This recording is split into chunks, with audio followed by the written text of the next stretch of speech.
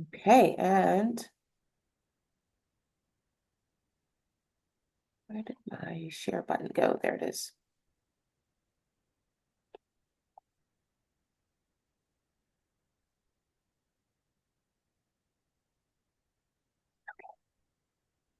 So we're gonna start here.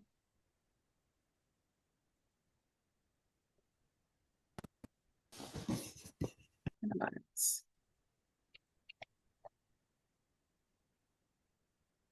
Got it. I want to do a different view. Okay, we'll keep it here. All right.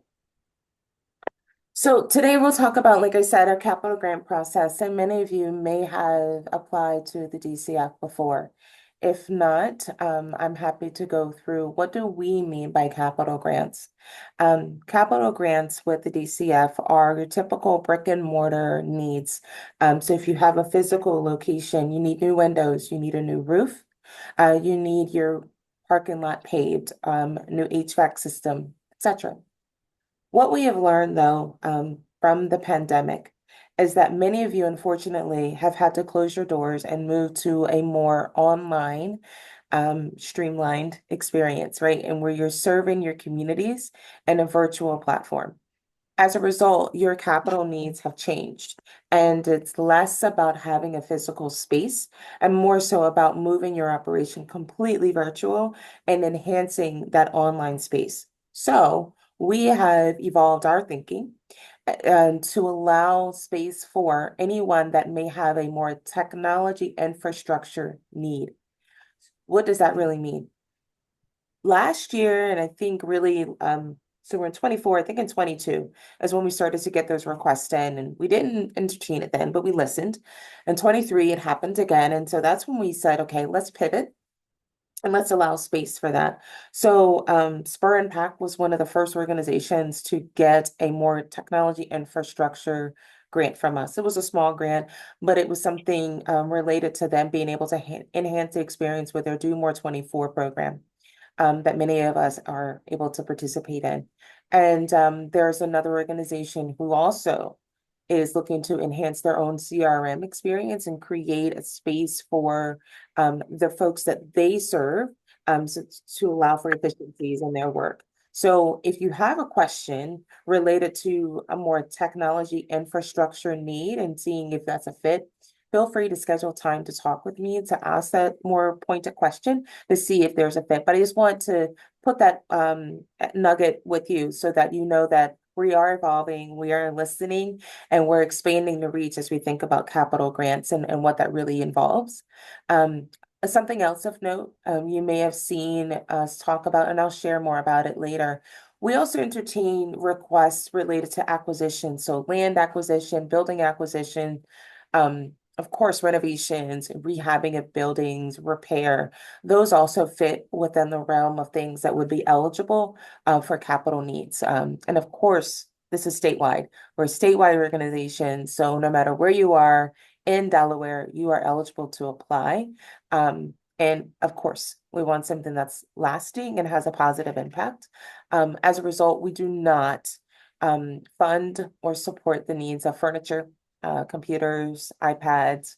Those types of needs will not be funded. Can they be a part of a bigger ask? They can. But you will hear us say that, our dollars are restricted to XYZ, should that be a part of your bigger package. Um, Moving down to key factors. These are things that we know, but I think it's worth saying that you do have to have a 501(c)(3) designation, and you do need to also be a public charity. There are a very small group of nonprofits who have a 501(c)(3) designation, but they're not a public charity. So unfortunately, those groups are not eligible. So it's important that you have both. Um, Something else you'll see here that I'm going to talk about it in the next slide, that we haven't been as transparent about, and I don't like saying that, but it's true, that if you've received a grant in the past from us, there is a full 2 grant cycle wait before you can come back to the DCF to request additional funds. Why? Because we're not a big funder. We don't have a lot of dollars to grant out. We want to be able to support as many organizations as we can with the smaller amount of dollars that we have to give. And so therefore we ask that you please wait 2 years before you come back for capital dollars. There's not many organizations, foundations specifically is what I'm referring to when I say that, that create space for capital needs. And so we value the fact that we're able to do that. And so we want to make sure that we're reaching as many organizations as possible. So we do request that you have a 2 full grant cycle wait. We'll dig a little deeper into that in the next slide. And our grant dollars are around $5,000 to $20,000. When you think about your own needs, put that into your cash flow.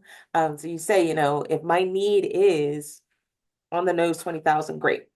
But if your need is really 50, you can demonstrate that on your budget, but just know that the DCF could come in between that's a wide range, but that's a range that you could think about for the DCF. Moving forward with this transparency piece with respect to waiting for 2 full grant cycles, what does that look like? So if you received a grant in 2021, this is hyperlinked too, and this is on our website. If you received a grant in 21, then you're eligible to apply for funding. If you received a grant in 22, you're eligible to apply for funding because this is the current year that we're in, is fiscal year 25. So actually, I'm wrong. If you received a grant in 22, you're not eligible. You do have to wait until October 2025. That's why I wrote it like that. Because you'll know, okay, October 2025 is when I'm able to apply because you have to wait 2 full years. Yeah, you have to wait 2 full years. And so we're in fiscal year 25 right now. And then next year, this is not to be confusing, but it is, which is why I just noted it this way, the month and a year that you'll be able to come to apply. So if you received a grant in 21 or previously, you're eligible to apply. If you received it in 22, you're not eligible. If that makes sense. Who's received funding in the past? They're on our website, but I wanted to call out a few organizations. Last year, you'll see the total. It's a little over, it's close to 250 that we were able to award to 20 organizations. What you'll see here is that what I was hoping to demonstrate here is a couple points of diversity. One, a diversity of location, noting that we've supported organizations in all 3 counties. Diversity of project. There's a park here in the first one, Ninja Warrior Park in Alapocas, granting them $10,000 to finish out their park. First State Community Action Agency was the renovation of their building. Nanacoke Senior Center, a small amount, but it was a need of theirs to purchase commercial kitchen equipment. And then lastly, with the Hope Commission, this was an acquisition of land for their new skills center. So that's what I was hoping that you'll get from this is that we're awarding, of course, statewide. There's a diversity of projects in need out there, and then the amounts. So what's the process? Again, many of you are familiar with this, but it's important. Everything happens in a virtual environment in our grant portal on our website. If you don't currently have an account, I highly encourage you do so. Go ahead and create an account because it must be submitted through our grant portal. Of course, it's one application per organization. There are other grant opportunities within the DCF that you can submit more than one, but for capital, it's just one. And something we started after listening to our community in 21, we started office hours. And these are an opportunity for you to connect with me. And I'll share more in the next slide too, for about 20 minutes. And we'll talk about, I'll answer any questions you have. It's, hey, Yolanda, I'm having trouble attaching this budget. Or I'm struggling with if this is a good fit or not, or I don't know how to answer this question. There are no dumb questions. If you have a question and it's more than what can be explained in an email, or you rather just talk, you can just email me, schedule the time using a link on our website. And I'm happy to answer any questions that you have because I want to make sure that your time is being used wisely. Our time is our most precious asset right now. I don't want to waste yours. And so let's just talk. And if you have a question, you're not sure if fit or something makes sense, let's talk. And I'm happy to answer that for you. The application must be submitted by October 16th at 5 p.m. And so please do not wait until 4:50 to submit. Please give yourself some time. Inevitably, someone is going to have a technology issue with submitting. Um, there's always grace and space for those issues, but let's allow for that to happen. Virtual site visits following the application submission will be scheduled as well, and I'll share more about that. And then in terms of when will you get your dollars, the latest is January of 25. Scheduling office hours, that is from now until, that is not until the 16th of October. That's the deadline, but rather till the 11th of October. And again, they're 20 minutes, and the link again is on our website. Where specifically it's on the grants page, and when you look at the capital grant opportunity, and it'll say schedule office hours with Yolanda Rushdan, the office hour words are hyperlink, and then if you click on that, it'll take you to the Calendly portal, and you'll be able to schedule it there. So what's our process? Once you submit your grant, your application, I will review it for completeness. So what does that mean? And I try to do this before the application deadline. So there are times when someone may forget to attach something, or something doesn't make sense. And I want to try to make sure that when you submit your application and before I assign it to our reviewers, that there's no question, right? And that everything is buttoned up and all questions are answered properly and clearly. So I review them once you submit them.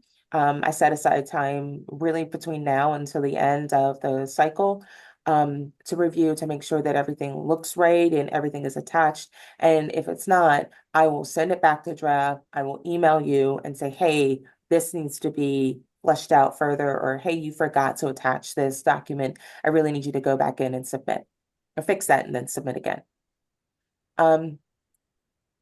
Every application will be offered the opportunity, every applicant, excuse me, will be offered the opportunity to meet virtually with the folks that are reviewing your application. But it's on you, right? I'll email you. I'll say, this is the time frame that you have to meet with your review team members. Please schedule. I try to give you at least 3 to 4 days to look at, and it's a span of 3 to 4 hours that you can schedule within. And so again, I try to be very mindful of this. It's not during the holiday season, but it kind of creeps up on that. We try to be very mindful of that because we know folks need breaks, and you go on vacation as you should. So, but please look for that email from me so that you can schedule that time. And those conversations are 30 minutes long. Who should attend those? Um, uh, Anyone who's a part of the process. And that can make it really hard for our grants committee members to say no to you. That's who you want on the call. You want someone who's able to answer questions that aren't in the application. The review members will have read your application. They would have looked at your attachments. It's not about what's in there, it's about what's not there. So we're really going to talk about your organization. What's the impact you're having in the community? How is this project going to help you accomplish your mission? And then maybe there'll be some technical questions. So if you have a full renovation you're doing, or if you're acquiring land, or if you're doing something really unique with these dollars, have whomever is going to be your project person who's managing it to be a part of that call. So after we have those meetings, the teams will meet individually, and then we'll meet as a full grants committee and determine funding, and then those approvals will go out in January. The application itself, this is what the grant portal looks like when you log in. And this is your dashboard. This is important. We're going to talk about this for a little bit. Whatever is here, this is obviously the applicant information. If you are submitting this app, I need to make sure that whatever email address is here, that it's accurate, and that you are really the person who's a contact for the project, right? And so who can answer questions, because what happens is when I send out an email to schedule these interviews, whoever's on that email address, whoever's here is going to be the person that gets it. So just make sure that if whoever's here is that right person. I hope that makes sense. And then also that your phone number is accurate, your address is correct, because this is what we'll use when we, mainly the phone number and the email, because everything's virtual now. Okay. What are the questions you're going to be asked? Of course, organization information, this is all the same. We're working with the portal is called Fountain. We're working with the folks at Fountain to make it so that you don't have to enter this information every single time. We're looking for efficiencies. Bear with us. We're hoping that there would be an opportunity where this information could just flow from the dashboard onto the app. So know that we're thinking about that. Capital project details. This is where the nuts and bolts of the meat and potatoes, as we say, of the application, or excuse me, the project comes through. So this abstract piece, many of you have seen this if you've done our applications in the past. Why do we ask that? Ignore this. I don't know why that's there, but none of that is pertinent. This abstract information is sent out to our fund holders so that they can see a snippet of the, or Cliff Notes version of the applications that we've received, the projects we've received, what we funded, what was declined. And if they're interested at all in contributing to these projects, so they'll see your organization name, they'll see the abstract, and they'll see the amount requested and whether or not it was funded or not funded, and if it was funded, at what amount. And then if they want to get more information about said project, we'll send it to them. So it's highly restricted, right? Like there's such a limit on characters, and it's because let's be real, everybody has short attention spans. They want things quickly. They want to just scan it and say, oh, okay, that's what this project is about. So be thoughtful, and that's I just want to give you, I know it's there, and that's I try to communicate that as clearly as possible in the application, but it's worth me noting that this is what we're really using that information for. Um, Project timeline. This is important to note as well. We are not a reimbursement grant. So we want to make sure that the dollars that you're requesting are for a project that's going to finish beyond January 2025. And that's important because again, if it's not, it's going to be assumed that the dollars you're requesting are to reimburse you for a project you already completed, and that is an automatic decline. Project budget, estimates, quotes. Our committee members are going to ask for estimates and quotes. So please make sure you have at least one, love two, but at least one that you can refer back to. Project budget, this is the full project. And then on there, if you're able to parse out and say DCF dollars, that'd be awesome. If not, that's okay, because later on in the next question, it asks for use of funds and how you'd be using them. So on that full project budget, that's what that's about. So if it's a $500,000 project, that budget that you're submitting should be that full $500,000. Population served, community impact. Here we're really talking about your organization as a whole. What are you doing in the community? How are you impacting your community? It's not about having large numbers. It's really and truly about impact and what you're doing. If it's one family that you're impacting, awesome. And that's okay. And we want to know what that is and what you're doing with them. And then other sources of funding. If it's none, great. Okay, you can say that. And if it's others, just note. DEI, this continues to be an internal use data, and we are really trying to be thoughtful about the communities that we're supporting. And this has no merit on the decision making at all.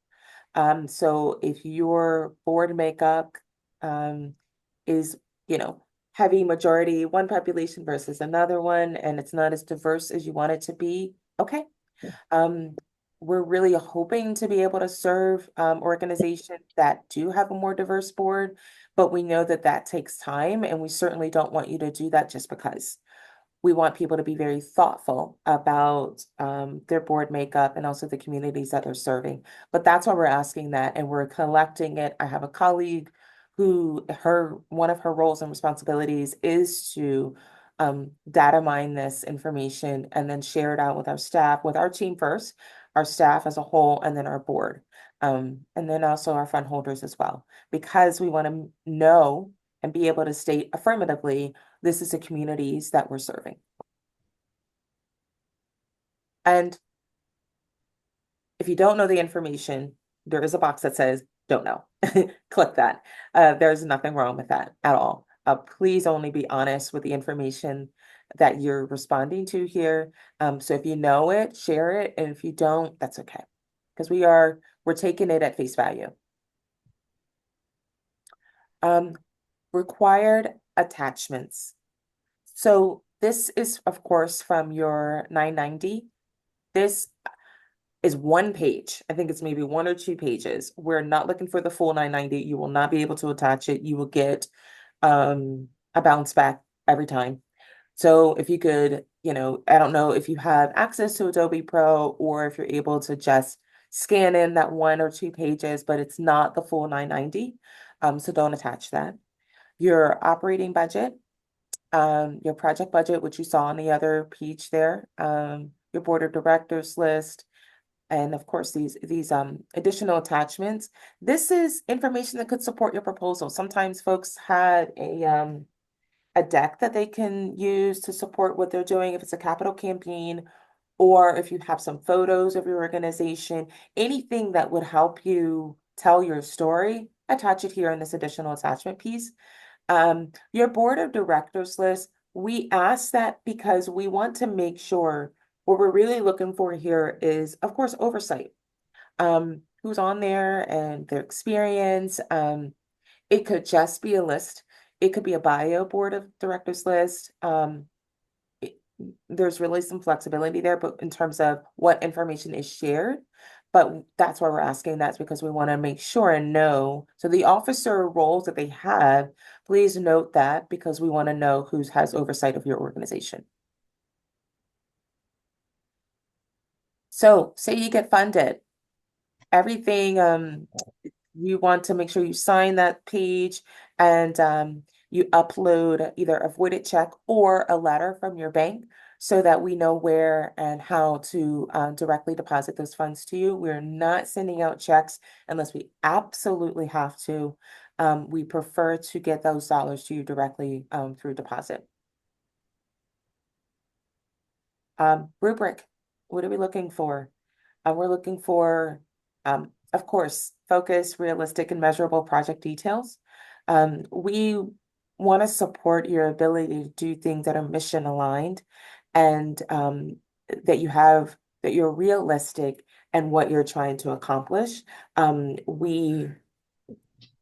we want to be thoughtful about that. And so that's what we're asking, and that's what we're looking for when we review your application and the questions that we'll ask during that virtual site visit. Your community outcomes and impact. You might be thinking, okay, Yolanda, I just need a roof. Well, if you don't have that roof, how is that really going to impact your programs? That's what we're looking for here in that community outcomes piece. If your parking lot is not safe, how is that impacting folks from coming to your location? And if you're looking for some sort of online experience but for you getting this funding, you're not able to accomplish it, how is that going to impact your organization as a whole? And then your project budget, again, being realistic, being reasonable, and another reason why we ask for those quotes. If you receive funding, we like to tell stories. We want to see your stories. So spread the word. Let people know on your social media and e-newsletter if you do one. And then we'll also share that information through our social media channels as well. Submit a summary report at the end of the grant year. We are no longer doing mid-year reports. Why?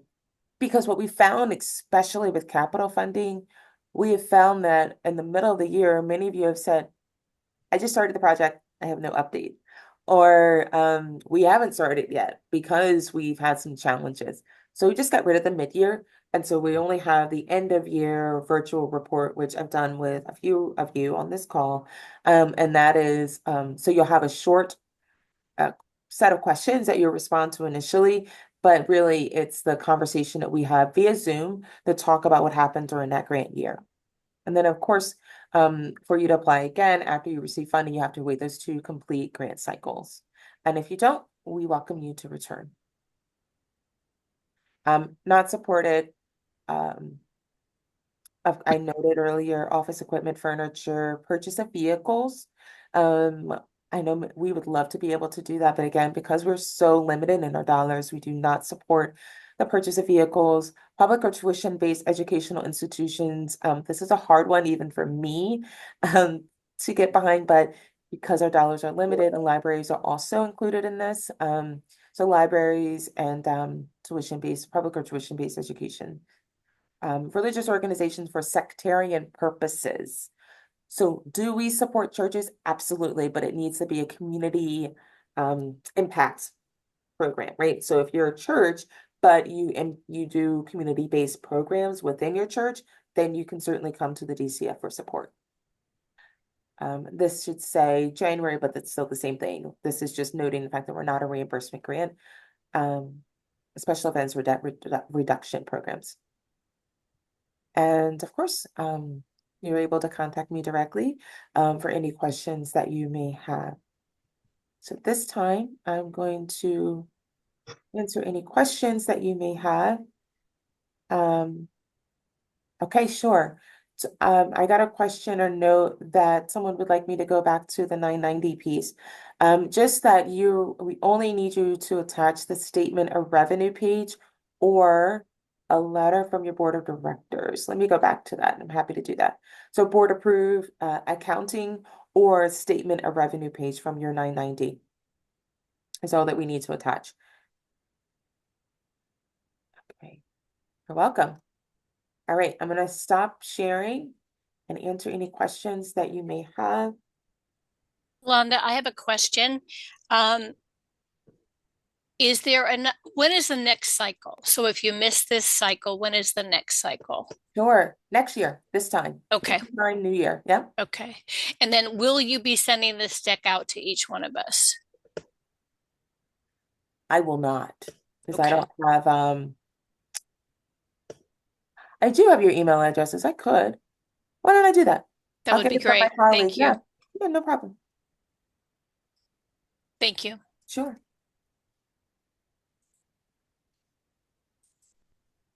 Any others? Can you repeat the part about tuition-based project that you were able to support? Okay, we're not able to support education institutions or libraries because our dollars are so limited, and I don't feel good saying that at all.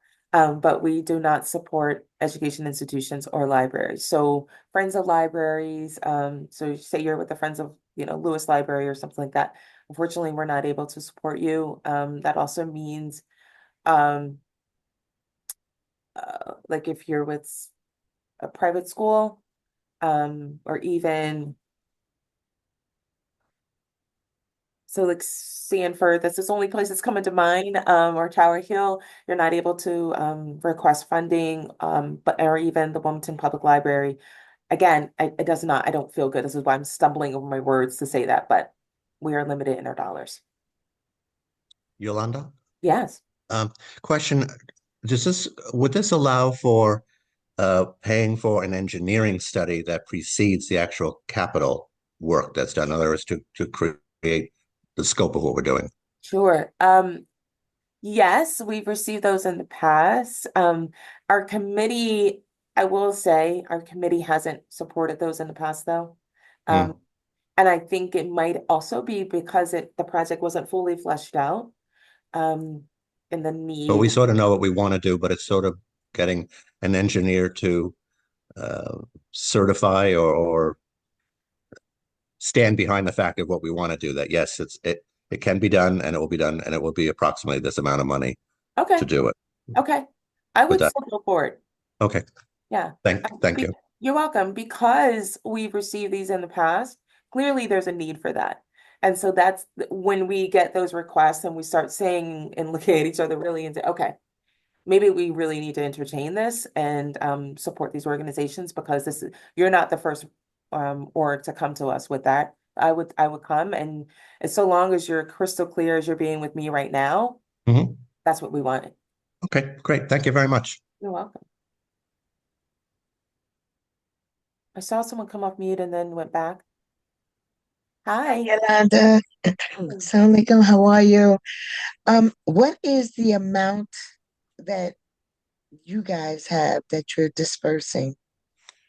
Like the number of those that's going to be awarded? What's the window are we looking at?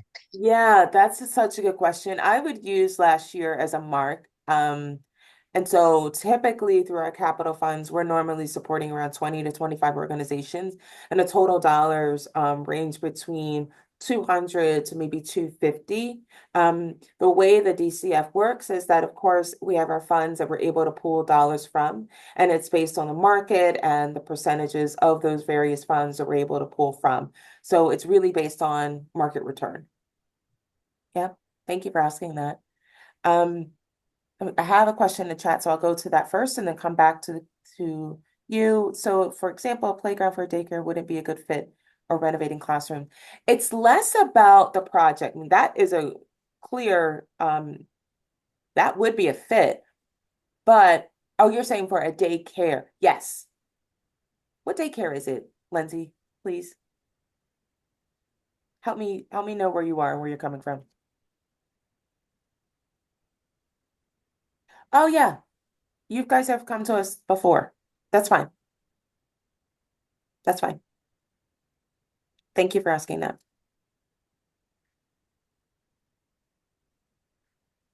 You're welcome. Any other questions? Yeah, Yolanda, I have a quick question about the population that we serve that in the DEI data collection. We we're a public land trust, so we are technically open to anyone in the community who wants to come onto our preserves, but we don't measure the people, we don't collect that data about the people. So would you rather me answer like unknown, or would you Yes. rather, okay. Yeah. Thank you for asking that. And we recognize that, and we have it as a disclaimer on the bottom of our reports. You know, some folks just don't know. You're not collecting that data, and that's okay. But thank you for asking.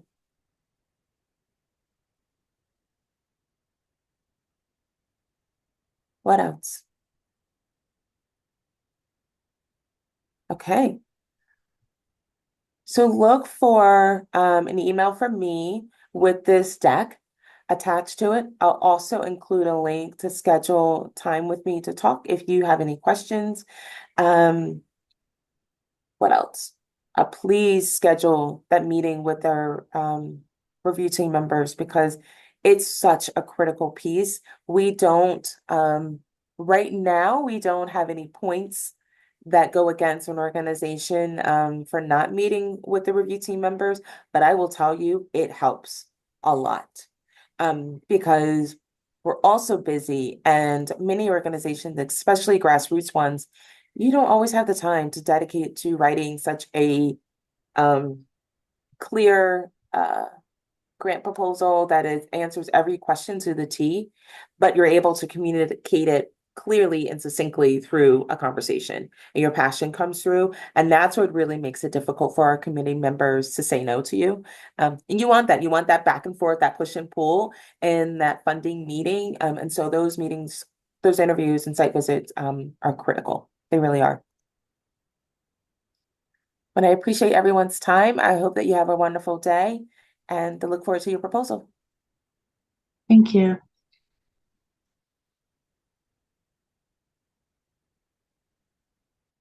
Thank you. You're welcome.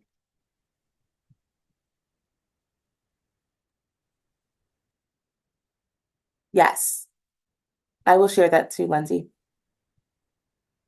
Thank you.